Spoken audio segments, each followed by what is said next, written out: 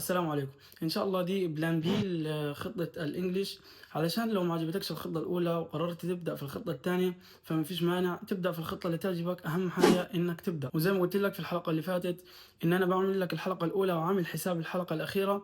يعني الخطة دي مدروسة تماما، كل اللي محتاجه منك بس انك تثق فاي وتديني 10 دقائق من يومك كل يوم. ويلا بينا نشوف الموضوع بيقول ايه. ده التطبيق اسمه بوزو، تدخل عليه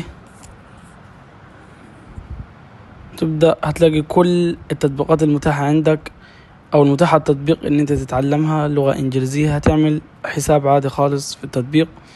لو انت مش عارف مستواك او عاوز تحدد مستواك فهتعمل تحديد مستوى اللي هو تحت ده، وتعمل تحديد مستوى. هيعمل لك اختبار بسيط كده علشان يبدأ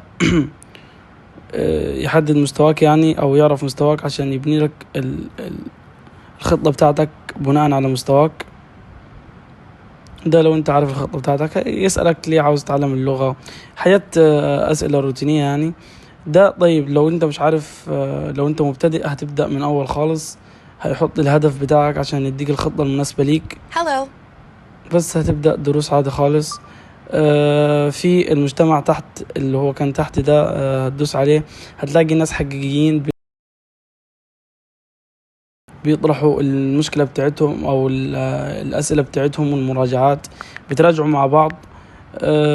ممكن برضو تلاقي حد باعت فويس، هو لو هو مش عربي يعني وباعت فويس ممكن تقدر تصحح له الاستعراض دي. الكلمات اللي انت كنت ضعيف فيها، يعني انا عملت اي حاجة بس علشان الفيديو. الكلمات اللي انت كنت ضعيف فيها بناء على الدروس والاختبارات هو بيعرفك انت ضعيف في ايه.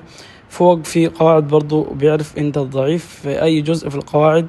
لو عاوز تعمل اختبار علشان تتأكد من الكلمات الضعيفة هل هي تطورت بقت قوية أو لا، فبتقدر تعمل اختبار. باختصار تطبيق مريح جدا وممتع بصراحة. هي طريقة ممتعة لتعلم اللغة يعني، مش بتكون مالي خالص. ممكن